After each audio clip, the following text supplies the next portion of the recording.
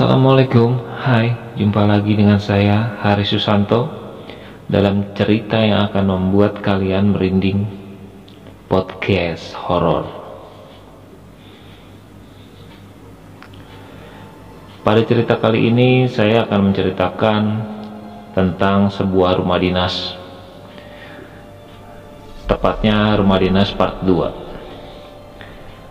Buat kalian yang belum nonton part satunya, silakan kalian tonton, linknya ada di deskripsi.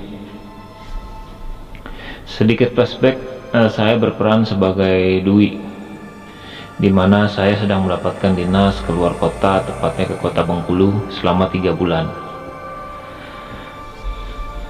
Di kota ini saya tidak sendirian, dimana nanti ada 2 orang lagi teman saya yang menyusul untuk bekerjasama dengan saya. Singkat saja, minggu sore, kira-kira pukul 17.00, saya melihat sebuah taksi berhenti di depan rumah yang saya sewa. Ternyata teman saya yang dari Jakarta juga yang keluar dari taksi tersebut. Sebut saja namanya Tommy dan Ujo. Oh iya, temanku yang bernama Tommy ini dia agak peka terhadap makhluk-makhluk tak kasat mata. "Assalamualaikum, Wi," kata mereka menyapaku. "Waalaikumsalam. Wah, lama banget kalian sih," jawabku. "Ini nih Mas Tommy, lama banget packingnya," kata Ujo. "Ya wajar lah, namanya kita ke daerah yang tidak kita kenal, ya harusnya persiapan matang dong." Tiba-tiba Tommy langsung berbisik kepadaku. "Wih, semalam kamu tidak mengalami kejadian apa-apa?" Sontak aku langsung kaget. "Wah, enggak Tom, enggak ada apa-apa kok." Pikirku, aku takut kalau aku jujur si Ujo atau mereka tidak akan betah. "Baguslah Wi," saut Tommy. Sekilas memang tak ada yang aneh. Namun kalau dilihat dari luar, rumah ini memang singuk, seperti ada makhluk asing yang menempatinya. Ditambah lagi pertanyaan Tommy tadi membuat aku semakin ciut nyali. Pikirku saat itu, kalau saja mereka tahu yang aku alami semalam, pasti mereka memilih pindah rumah. Ribet bisa-bisa urusannya. Pas sampai di rumah, temanku langsung mandi dan beres-beres kamar. Oh iya, di rumah ini ada 3 kamar dan 2 kamar mandi, 1 dapur. Namun bangunannya tidak tingkat alias 1 lantai saja, dan kami bertiga tidur di masing-masing kamar. Pada minggu-minggu awal tak ada sesuatu yang terjadi, baik siang maupun malam. Namun semua berubah ketika memasuki bulan kedua, bulan yang kami sebut bulan perkenalan.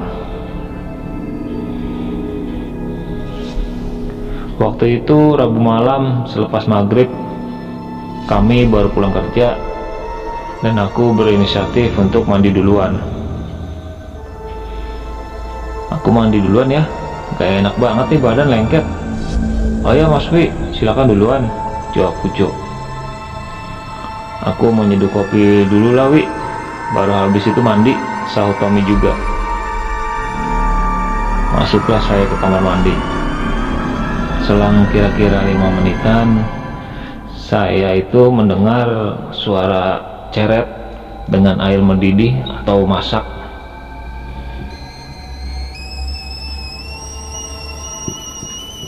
Ya, memang kamar mandi dan dapur saling berdampingan.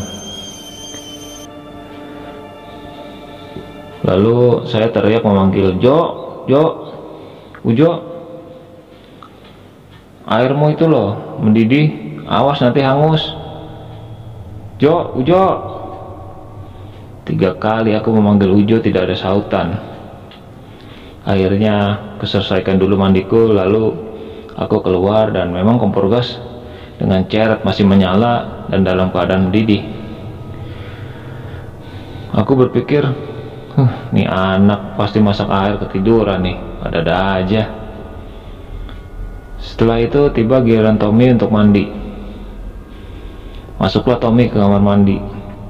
Tidak lama kemudian dia mencium bau kopi yang sangat harum.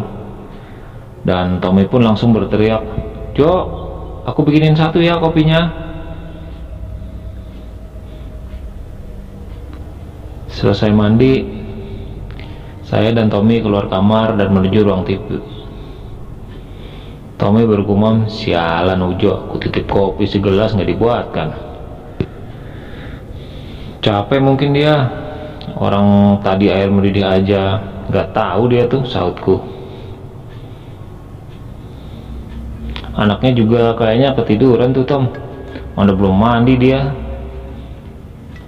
Sekitar sejam kemudian, tepatnya pukul 8 malam, Ujo keluar kamar dengan handuk di punggungnya. Dia berkata,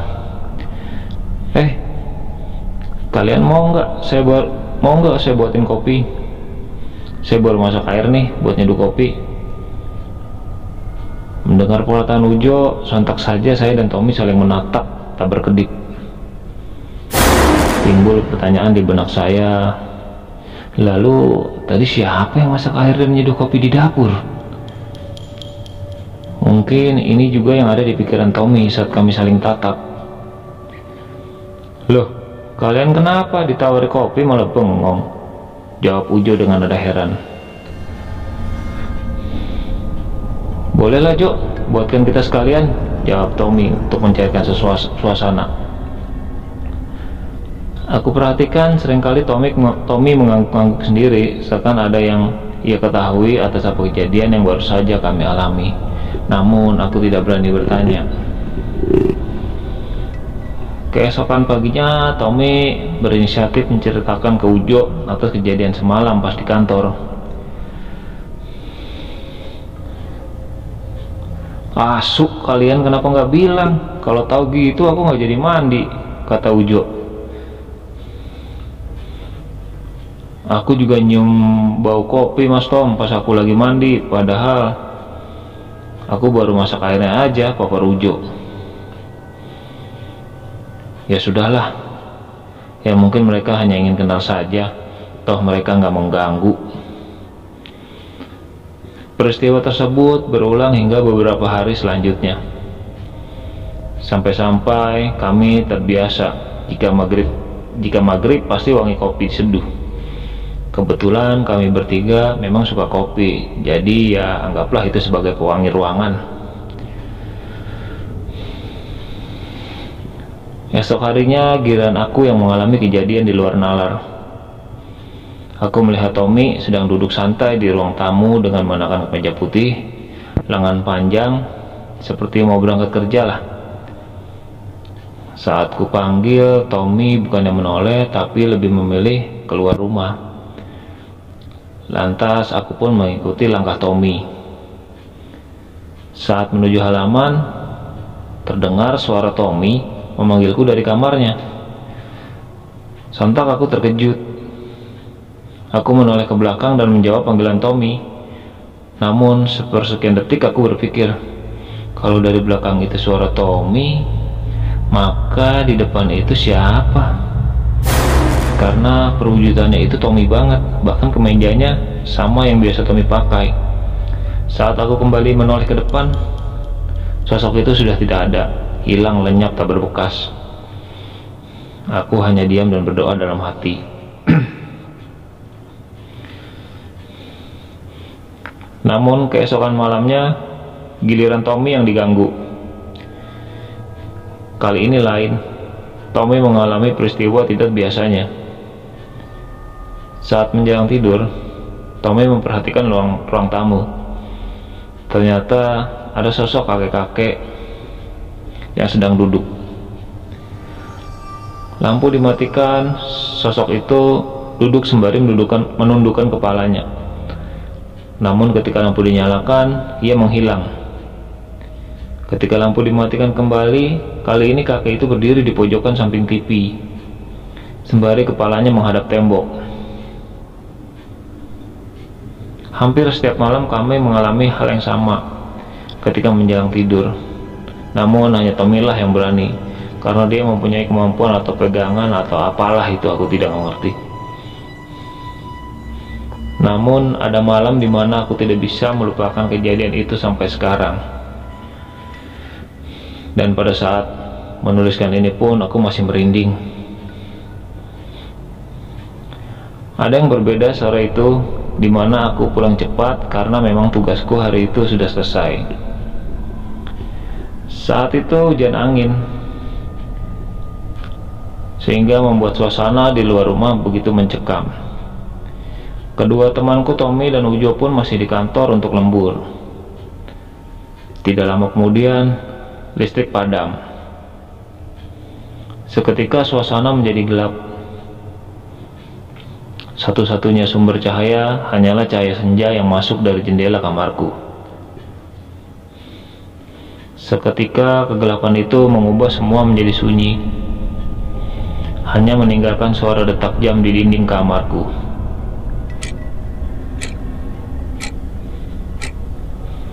Kegelapan kesunyian itu pun datang menyelimutiku.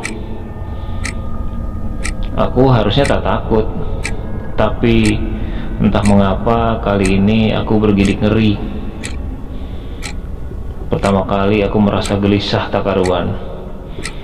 Ditambah lagi memikirkan kejadian yang kerap terjadi di rumah ini.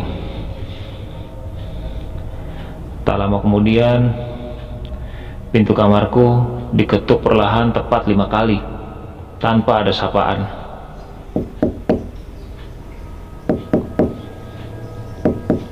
Aku yang ragu pun enggan mempersilahkan siapapun itu masuk.